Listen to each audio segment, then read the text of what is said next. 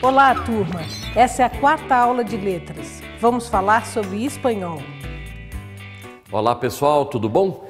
Conhecer uma língua é importante não só para quando a gente quer viajar. Numa época em que as informações mais atualizadas estão na internet, a gente precisa saber falar a língua do mundo globalizado. Nessa aula, a gente vai ter a participação especial do Ramiro, que vai nos ajudar a compreender melhor a língua espanhola. Fala, Ramiro. Olá, Arthur. Olá, pessoal. Em primeiro lugar, precisamos lembrar que o espanhol, ou castelhano, é uma língua que se originou no norte da Espanha e se espalhou gradualmente pelo reino de Castela. A língua foi levada às Américas, África e Ásia com a expansão do Império Espanhol entre os séculos XV a XIX. Essa expansão foi tão grande que hoje o espanhol é falado por quase 330 milhões de pessoas. É a segunda língua mais falada no mundo em termos de falantes nativos, depois do chinês mandarim. Uma boa parte dos falantes de espanhol estão muito próximo a vocês, brasileiros. Todos os países com os quais o Brasil faz fronteira, menos a Guiana, Suriname e Guiana Francesa, falam espanhol. A língua espanhola tem muita semelhança com o português, mas alguns fonemas são bem diferentes. Certo, Ramiro? Certo. Vamos ver um exemplo na prática de como esses fonemas são diferentes. Em português, dizemos: o menino nasceu na manhã. Em espanhol, essa mesma frase ficaria: el niño ha nacido en la mañana. Perceberam como o fonema NH da palavra manhã em português se modificou na versão em espanhol? O som é parecido, mas a forma de escrever muda. Um outro par de fonemas que também pode deixar bem clara essa diferença e semelhança entre o português e o espanhol, vemos nessa frase: a galinha fugiu da abelha, ou seria la gallina huyó de la abeja. Nesse último exemplo que o Arthur nos deu, fica mais evidente a mudança do som, mas quando estamos lendo, pela proximidade entre o LH português e o LL espanhol, conseguimos deduzir algumas vezes o significado da palavra. Entre outras diferenças, na língua espanhola não usamos o sinal de tio em vogais ou o acento circunflexo. Outra dica para vocês não acharem que os textos estão com erros de ortografia é que as palavras em espanhol normalmente terminam com a letra N de navio, ao invés da nossa conhecida M de Maria em português. Até agora está tudo tão parecido que todo mundo vai achar que fala espanhol fluentemente. E você já pode imaginar, Yarita, que isso acontece com bastante frequência. Existem palavras iguais ou quase iguais nas duas línguas, mas que significam coisas diferentes em cada uma delas. Quer ver um exemplo? Como você traduziria essa frase que faz parte de um anúncio publicitário?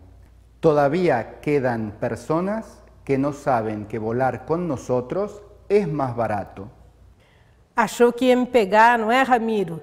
Quem não está prestando atenção nas nossas dicas e não conhece nada do idioma, iria traduzir assim: porém, ficam pessoas que não sabem que voar conosco é mais barato. Mas o correto é assim: ainda restam pessoas que não sabem que é mais barato voar conosco. Gostei de ver, Yarita. O que gera confusão nessa frase é, principalmente, a palavra todavia. Ela é uma falsa amiga, quero dizer, é muito comum em português, mas seu sentido em espanhol não é o mesmo. Em português, ela é uma conjunção, sinônimo de mais, embora. Em espanhol, também é uma conjunção ou conectivo. E seu sinônimo mais próximo é aún, traduzindo. Todavia quer dizer ainda, mesmo que. Para a gente entender perfeitamente a diferença de sentido ao qual o Ramiro se refere, temos que lembrar que a frase estava numa publicidade, ou seja, o contexto é de sensibilização do público, além de passar uma informação.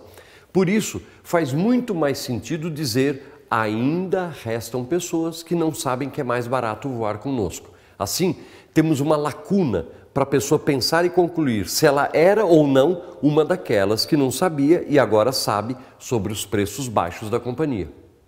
O contexto que você comentou, Arthur, pode ser fundamental para resolvermos um exercício mesmo que não tenhamos total domínio do vocabulário ou mesmo da língua. Veja só as dicas que podemos tirar de uma frase como essa. El atleta corrió mucho mejor con sus nuevas zapatillas. Temos alguns termos que podemos reconhecer. Atleta. Também já sabemos que muitas palavras em espanhol terminam com N. Temos a palavra con. Então, já podemos relacionar atleta com zapatillas. Ainda podemos acrescentar um verbo que tem a mesma raiz, correr. Poderíamos concluir que sapatillas, por mais que não conheçamos o significado da palavra, é um calçado específico para fazer esportes ou correr. Já sabemos que estamos falando dos tênis. E a gente precisa lembrar que mesmo entre os países que falam espanhol há diferenças. Por exemplo, as tais sapatilhas do Ramiro são mais comuns na Espanha. Na América Latina ou outros países, alternamos entre tênis e sapatilha. Mas nem sempre o contexto nos ajuda. Às vezes, ele pode nos atrapalhar ou nos colocar em situações engraçadas. Yarita, isso acontece mesmo quando não prestamos atenção nas palavras heterossemânticas, palavras iguais ou semelhantes com significado diferente. Ramiro, eu me lembro de um exemplo bem típico. Em espanhol, alguém nos pergunta, estás em la cola? Em português eu penso, por que eu estaria na cola de alguém? Só estou na fila. E eu respondo quase em espanhol, não, senhora. Logo depois eu vejo a tal senhora passando na minha frente na fila. Bom, deu para perceber que cola, em espanhol, não quer dizer adesivo, muito menos uma gíria para seguir alguém. Cola é simplesmente fila. Essas situações são comuns, engraçadas ou constrangedoras, dependendo do momento. Por isso, separei um exemplo. Se digo criança em espanhol, estou me referindo à criação e não ao menino ou menina. Para isso, teria que dizer niño. Olha só, um outro par de palavras que também pode dar confusão. Se alguém nos fala que está indo à oficina, temos a tendência a imaginar uma oficina de carros, um local com várias ferramentas, mas na verdade ele está indo ao escritório. Agora, quando nos falam escritório em espanhol, não querem falar sobre oficina em português, e sim sobre uma escrivaninha que temos normalmente nos nossos escritórios. Esse jogo de palavras é muito divertido, mas quero mostrar agora as semelhanças dos verbos.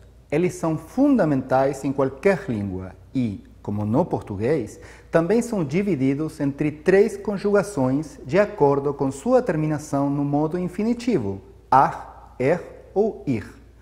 Para que vocês tenham uma rápida ideia de como são os verbos e como eles podem aparecer em um texto, separei uma lista de conjugações em modos verbais simples. Yarita, fique atenta, porque a qualquer momento vou te chamar para completar, ok? Estou lista. Verbos no modo indicativo na primeira pessoa do singular. Presente, yo hablo. Pretérito imperfecto, yo hablaba. Indefinido, yo hablé. Yarita, futuro. Yo hablaré. Yarita, na verdade você não hablará mais nada porque a nossa aula chegou ao fim. Nós já falamos sobre as semelhanças e diferenças das duas línguas, mostramos que o contexto pode ajudar muito em casos de dúvidas com vocabulário e percebemos que nem tudo que parece é. No espanhol temos muitas palavras que nos lembram uma coisa, mas querem dizer outra completamente diferente. Muita atenção a elas. Ramiro e Yarita, muito obrigado e até a próxima, pessoal. A videoaula acabou, mas para você mandar bem no Enem, ainda faltam algumas coisinhas, não é mesmo? Faça os exercícios, veja o material complementar e mande suas dúvidas. Bons estudos!